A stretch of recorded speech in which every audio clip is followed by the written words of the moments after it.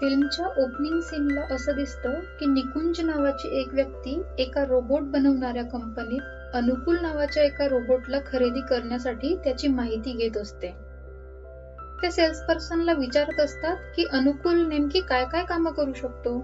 तेव्हा ती cells person सांगते की तुम्ही जे कामं करून घेऊ इच्छिता ती सगळी कामं हा करेल आणि तो फार ऍडव्हान्स रोबोट आहे, त्यामुळे तो तुमच्याकडून पण शिकेल. तो तुमची विचार करण्याची पद्धत, तुमचं राहणीमान, तुमच्या प्रत्येक गोष्टीकडे पाहण्याचा दृष्टिकोन हे सगळं शिकेल. तुम्हीच याचे रोल मॉडेल असाल. खरं म्हणजे अनुकूल हा माणसासारखाच हुबेहूब दिसणारा रोबोट असतो. निकुंज त्याला घेऊन घरी येतात. त्याला घराची ओळख करून देतात. अनुकूलला घरी खूप पुस्तकं दिसतात, कारण निकुंज हे हिंदीचे टीचर असतात आणि अनुकूलला पुस्तकं वाचायला फार आवडत असतं. अनुकूल घरची सगळी कामं करू लागतो. काही दिवसांनी निकुंजच्या घरी त्यांचा चुलत भाऊ रतन येतो. तो नोकरीच्या शोधात असतो, पण त्याला नोकरी मिळत नसते. निकुंज अनुकूलला रतनसाठी विस्की आणि जेवण आणायला सांगतात. ते रतनला सांगतात की अनुकूल हा रोबोट आहे. रतनला हे पाहून खूप जास्त संताप येतो. तो म्हणतो की माझी नोकरी याच्यासारख्याच रोबोटमुळे गेली हे माहीत असून सुद्धा तू याला नोकरी देतोय. जेव्हा तुझ्यासोबत असं होईल ना, तेव्हा तुला कळेल की मी काय म्हणतोय ते. असं म्हणून तो रागारागात तिथून दुसऱ्या खोलीत निघून जातो. निकुंज अनुकूलला सांगतात की हा असाच आहे, याच्याकडे लक्ष देऊ नको. विस्की पिऊन आपोआप याचं डोकं ठिकाणावर येईल. थोड्या वेळाने रतन अनुकूल समोर येतो. तेव्हा अनुकूल विचारतो की सर, तुम्हाला मी काही मदत करू का? रतन म्हणतो की जो जॉब मी गेली 15 वर्ष करत होतो तो जॉब तुम्हाला परत मिळवून देऊ शकतो का? अनुकूल गोंधळतो. रतन म्हणतो की आम्ही माणसांना फक्त रोबोट बनवण्या इतकंच हुशार असतो, पण एकदा रोबोट बनला की तो माणसापेक्षा सुद्धा जास्त स्मार्ट बनत जातो. बघू मला तू किती हुशार आहेस ते. असं म्हणून जवळच असलेल्या इस्त्रीने तो अनुकूलच्या डोक्यात घाव घालतो. तो म्हणतो की आता कुठे गेला तुझा स्मार्टनेस? हा आरडाओरडा ऐकून निकुंज तिथे धावत येतात आणि रतन घर सोडून जातो.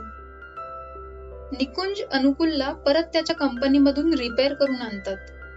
तेव्हा तिथली सेल्स पर्सन निकुंजला आठवण करून देते की सर, तुम्हाला माहिती आहे ना की तुम्ही रोबोट सोबत चुकीचं वागू शकत नाही.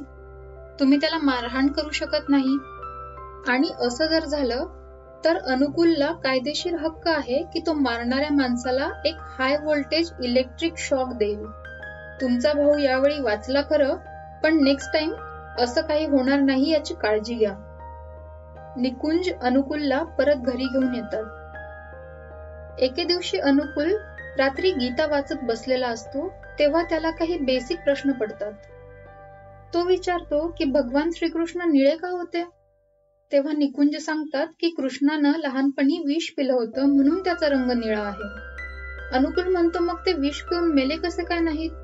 तर निकुंज सांगतात की ते देव आहेत ना, देव मरत नसतात. अनुकूल म्हणतो अच्छा, म्हणजे माझ्यासारखं, कारण मी पण मरत नाही ना. पुढे तो विचारतो की कृष्ण हा अर्जुनाला आपल्याच भावंडांना का मारायला सांगतो?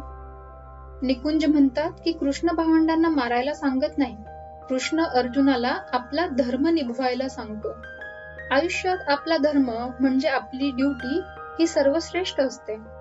अर्जुन हा योद्धा आहे, त्यामुळे त्याचा धर्म आहे लढणे. परिस्थितीनुसार माणसाचा धर्म बदलतो. आणि तुम्ही न्यायाच्या बाजूने उभा आहात की अन्यायाच्या बाजूने, यावरून ठरतं की तुम्ही चूक आहात की बरोबर.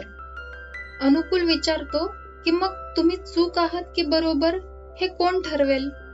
तेव्हा निकुंज स्वतःच्या छातीवर हात ठेवून म्हणतात की दिल, म्हणजे तुमचं मन तुम्हाला सांगेल की तुम्ही बरोबर आहात की चूक.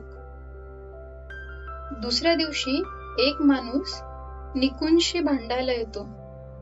तो म्हणत असतो की तुम्ही घरात रोबोट कामाला ठेवलाय, आम्ही याविरोधात आहोत. निकुंज त्या माणसाला समजावून सांगतात की बाबा रे, असं काही नाही, तुला चुकीची माहिती मिळाली आहे. अनुकूल हे पाहून त्यांना विचारतो की सर, तुम्ही त्या माणसाशी खोटं का बोललात? तुमच्याकडे तर मी आहे ना. निकुंज म्हणतात की कधी कधी चांगल्या गोष्टींसाठी खोटं बोलावं लागतं. तुला आठवतंय ना युधिष्ठिराला पण खोटं बोलावं लागलं होतं ते. अनुकूल म्हणतो की हे कसं ठरवायचं की केव्हा खोटं बोलायचं आणि केव्हा नाही. तेव्हा निकुंज परत छातीवर हात ठेवून म्हणतात, दिल से, म्हणजे मनापासून ठरवायचं. मग ते सांगतात की मला ना आज नोकरीवरून काढून टाकलंय, कारण की माझ्यापेक्षा जास्त स्मार्ट रोबोट त्यांना कामाला मिळाला आहे. त्यामुळे पुढच्या महिन्यापासून पैसे नसल्यामुळे तुला मी कामावर ठेवू शकणार नाही. I am sorry. तेवढ्यात बाहेर रतनचा आवाज येतो. तो दारू पिऊन आलेला असतो आणि तो अनुकूलला पाहून पुन्हा चिडतो. तो निकुंजला म्हणतो की मी तुझ्यासाठी एक गुड न्यूज आणली आहे आणि एक बॅड न्यूज पण आणली आहे. गुड न्यूज अशी आहे की निबारण काका वारले आणि त्यांची प्रॉपर्टी आपल्या दोघांना मिळेल, कारण आपणच त्याचे वारस आहोत. पण बॅड न्यूज अशी आहे की त्यांनी त्यांचे सगळे पैसे आणि जमीन मला देऊन टाकली आहे आणि तुला यातलं काहीही मिळणार नाहीये. निकुंज रतनला म्हणतात की असू दे, मी तयार होतो, आपण त्यांच्या घरी श्रद्धांजली वाहायला जाऊ. इकडे रतन बडबड करत असतो की मी त्या पैशांनी अनुकूल सारख्या सगळ्याच्या सगळ्या रोबोट्सना विकत घेऊन त्यांना स्विच ऑफ करून टाकेन, कायमचं स्विच ऑफ. निकुंज कपडे बदलायला जातो आणि त्याला धाडकन बाहेर काहीतरी पडल्याचा आवाज येतो. तो पाहतो तर रतन खुर्चीवरून खाली पडलेला असतो. अनुकूल सांगतो की सर, यांनी मला मारायचा प्रयत्न केला, त्यामुळे मला यांना हाय व्होल्टेज इलेक्ट्रिक शॉक द्यावा लागला. पण ज्यावेळी मी शॉक दिला त्यावेळी बाहेर एक जोरदार वीज कोसळली होती. पुढच्या शॉटमध्ये आपल्याला दिसतं की डॉक्टर रतनला चेक करून सांगतात की मॅसिव्ह हार्ट अटॅकमुळे याची डेथ झाली आहे. कदाचित वीज पडल्याच्या आवाजाला घाबरल्यामुळे असं झालं असेल.